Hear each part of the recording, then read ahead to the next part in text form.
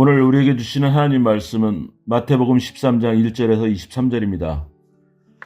그날 예수께서 집에서 나가사 바닷가에 앉으심에 큰 무리가 그에게로 모여들거늘 예수께서 배에 올라가 앉으시고 온 무리는 해변에 서 있더니 예수께서 비유로 여러 가지를 그들에게 말씀하여 이르시되 씨를 뿌리는 자가 뿌리러 나가서 뿌릴새 더러는 길가에 떨어짐에 새들이 와서 먹어버렸고 더러는 흙이 얕은 돌밭에 떨어짐에 흙이 깊지 아니하므로 곧 싹이 나오나 해가 돋은 후에 타서 뿌리가 없으므로 말랐고 더러는 가시떨기 위에 떨어짐에 가시가 자라서 기운을 막았고 더러는 좋은 땅에 떨어짐에 어떤 것은 100배 어떤 것은 60배 어떤 것은 30배의 결실을 하였느니라.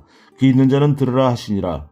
제자들이 예수께 나와 이르되 어찌하여 그들에게 비유로 말씀하시나이까? 대답하여 이르시되 천국의 비밀을 아는 것이 너희에게는 허락되었으나 그들에게는 아니 되었나니 무릇 있는 자는 받아 넉넉하게 되되 없는 자는 그 있는 것도 빼앗기리라.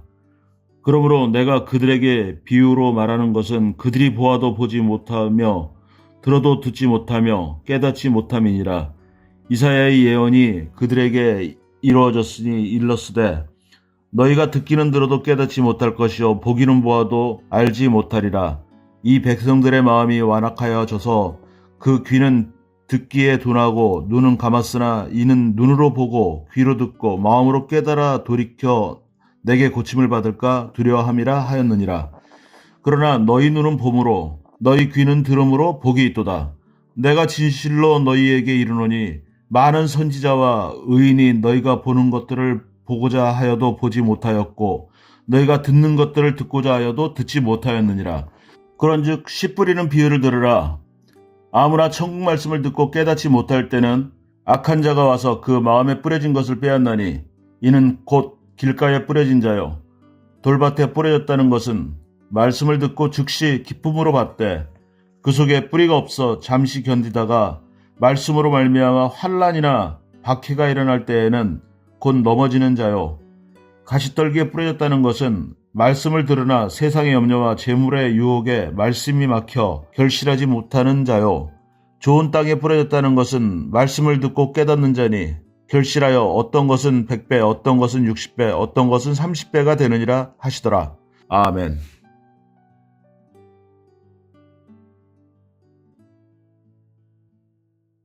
오늘 본문은 네 가지 땅에 떨어진 씨의 비유입니다. 내용은 그리 어렵지 않습니다. 농부가 씨를 뿌렸습니다. 당시 이스라엘 농부는 어깨에 둘러맨 큰 주머니에서 씨를 한 움큼씩 집어내어 땅에 흩뿌렸습니다. 제 아무리 능숙하다 해도 씨가 조금은 길가에 떨어지거나 바위와 가시떨기에 흩뿌려졌습니다. 바람에 날아가지 않게 할 수 있는 농부는 없습니다. 뿌려진 씨가 풍성한 결실을 맺을지 말지를 결정하는 것은 그 땅의 상태에 달려 있습니다. 씨가 떨어진 곳은 네 군데인데요. 길가, 돌밭, 가시떨기, 그리고 좋은 밭입니다. 먼저 길가에 떨어진 씨는 어떻게 될까요? 밭이 아니라 길에 떨어졌습니다. 흙이 전혀 없습니다. 당연히 잘 자라지 못합니다. 길가에 떨어진 씨는 곧 새들이 와서 먹어버립니다. 흙이 얇은 돌밭에 떨어진 씨는 어떻게 될까요? 흙이 깊지 않습니다. 싹을 틔우기는 했으나 수분을 충분히 머금지 못합니다. 해가 돋은 후 타서 말라버렸습니다. 뿌리가 없었기 때문이죠. 가시떨기에 떨어진 씨는 어떻게 될까요? 경작되지 않은 땅이라 씨가 자라지 못합니다. 씨가 싹을 틔워서 나오지만 가시떨기가 영양과 물, 햇빛, 공간을 앗아갑니다. 가시가 자라 기운을 막았기 때문에 좋은 씨앗은 성숙할 수 없습니다. 좋은 땅에 떨어진 씨는 어떻게 될까요? 길가가 아니라 밭입니다. 잘 경작된 땅입니다. 흙이 부드럽고 깊어서 뿌리가 잘 뻗어나갈 수 있습니다. 가시떨기와 같은 잡초가 없어 양분도 충분히 받고 해도 잘 볼 수 있습니다. 이런 땅에 씨가 뿌려지면 자라서 열매를 맺습니다. 하나의 씨에서 30배, 60배, 100배의 수확을 얻게 됩니다. 자, 이 비유의 뜻은 무엇일까요? 씨는 복음이며 씨를 뿌리는 농부는 예수님입니다. 예수님은 복음을 회중들에게 뿌리셨습니다.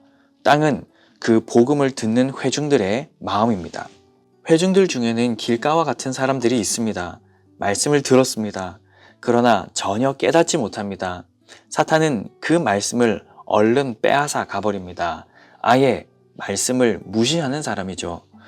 돌밭과 같은 사람이 있습니다. 말씀을 듣고 즉시 기쁨으로 받습니다.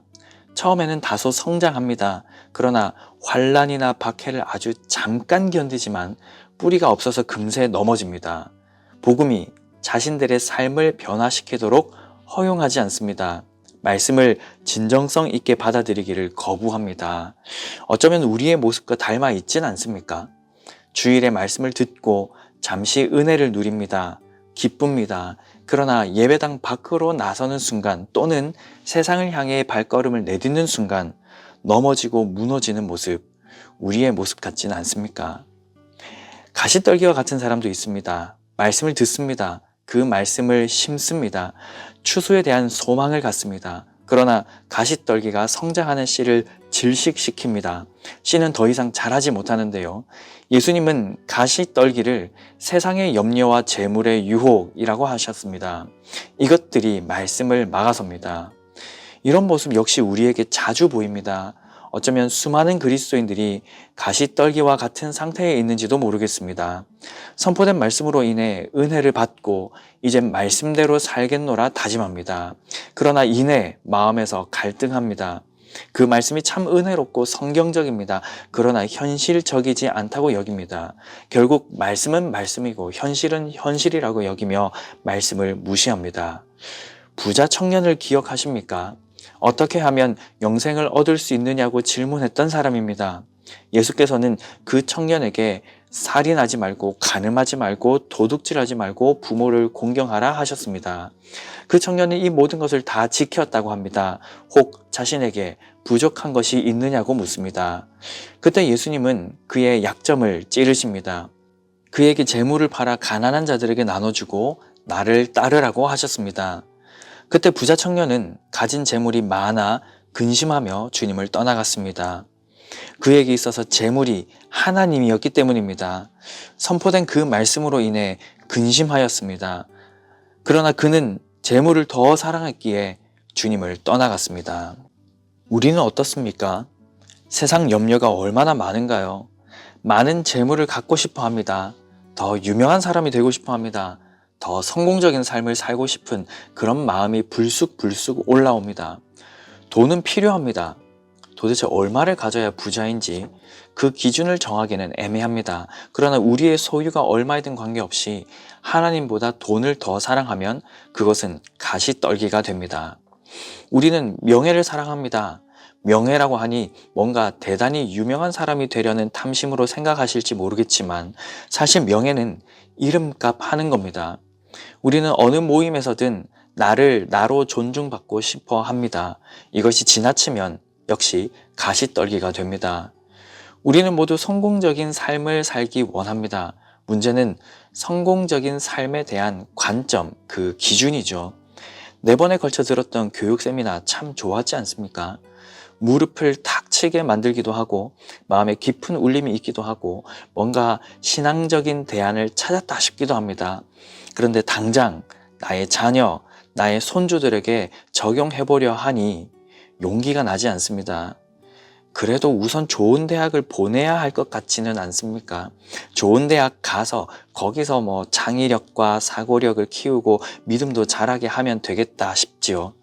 내 경험에 나도 성공적인 입시 후에 믿음이 성장했으니 혹은 성공적인 입시와 함께 믿음이 성장했으니 내 자녀도 내 손주도 그럴 수 있겠다 싶은 분도 혹 있으실지 모르겠습니다. 그러니 그 말씀들 참 좋았으나 현실적이지 않고 실용적이지 않고 효율적이지 않아 보인다고 판단하실지도 모르겠습니다. 그 모든 생각이 가시떨기입니다. 한편 좋은 땅과 같은 사람이 있습니다. 말씀을 듣습니다. 그 말씀을 심습니다. 그 말씀이 자라서 열매를 맺습니다. 30배, 60배, 100배 혹은 그 이상의 열매가 맺힙니다. 얼마나 많이 맺었느냐가 중요하진 않습니다. 열매를 맺었느냐가 중요합니다. 이런 사람을 말씀을 들을 귀가 있는 복 있는 사람입니다. 그의 삶을 통해 하나님의 영광을 드러내는 사람이며 동시에 그의 삶에 나타나는 하나님의 영광을 보는 은혜를 매일 누리는 복된 사람입니다. 그에게 가시떨기는 없습니다. 돌도 없습니다. 이미 경작되었기 때문입니다. 필요한 모든 양분을 충분히 받아 그 믿음이 아름답게 성장하고 성숙해 갑니다. 그리고 그리스도를 닮아가는 성화를 자신의 삶을 통해 이루어가는 것이죠. 사랑하는 여러분, 우리는 예수 그리스도를 믿는 사람들입니다. 그 생명력이 있는 믿음은 반드시 좋은 땅에 씨를 뿌렸을 때 나타나는 열매입니다. 그렇다면 우리는 스스로를 경작하여 좋은 땅이 되었나요? 아닙니다. 밭이 아니었던 우리, 길가와 같았던 우리를 밭으로 경작하신 분은 성령 하나님이십니다. 에스겔 36장 26절입니다. 또 새 영을 너희 속에 두고 새 마음을 너희에게 주되 너희 육신에서 굳은 마음을 제거하고 부드러운 마음을 줄 것이며, 우리를 경작해 주시는 분은 하나님이십니다. 우리는 스스로 좋은 밭이 될 수 없습니다. 밭이 아니던 자들을 밭으로 만드신 하나님의 은혜를 입은 것이죠. 문제는 밭이 되었음에도 뿌리 내리지 못하는 돌을 만들 때가 얼마나 많은지요. 말씀을 집중해서 듣지 못하고 들었다 한들 금세 잊어버리는 우리, 들은 말씀이 뿌리 내리지도 못한 채 사라져 버릴 때가 종종 있습니다. 그때 우리는 기도해야 합니다. 하나님, 내 마음의 돌을 치워 주십시오. 돌을 치워 주셨지만 이내 가시떨기가 자랍니다. 세상에 대한 염려, 장래에 대한 불안, 그것으로 인해 몸과 마음이 얼마나 분주한지 모릅니다. 그때 우리는 기도해야 합니다. 하나님, 우리의 분주한 현실, 쫓기는 일상에 마음까지 뺏기지 않게 해주십시오. 그럴수록 더욱 주님을 찾게 해주십시오. 하나님, 나의 마음을 싹 다 갈아 엎어 주십시오. 그러기 위해서 여러분, 말씀을 자주 접하십시오. 성경을 매일 읽으십시오. 그리고 성경과 복음을 배울 수 있는 양육 훈련에 동참하십시오.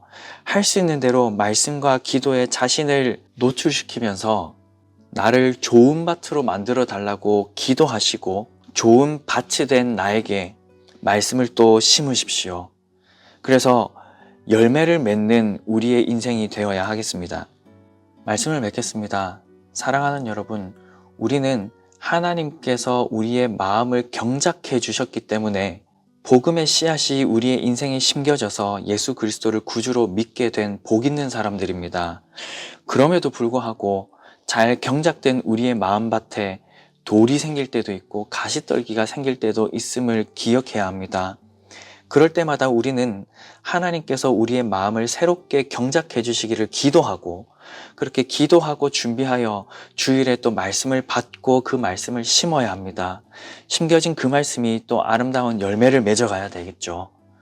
그러다 보면 또 돌과 또 가시떨기가 생기겠지만, 기도하면서 그것을 또 경작해 주시기를 은혜를 구하고, 경작된 우리의 마음밭에 또 선포되는 말씀을 심어서 그 말씀이 자라도록 우리의 신앙을 가꾸어 가야 합니다. 우리 육신에서 굳은 마음을 제거하고 부드러운 마음을 주시는 그 성령님의 도우심을 힘입어서 오늘 하루도 말씀의 씨앗, 그 생명력 있는 복음의 씨앗을 심고 가꾸어 열매 맺는 하루가 되시기를 주님의 이름으로 간절히 축복합니다.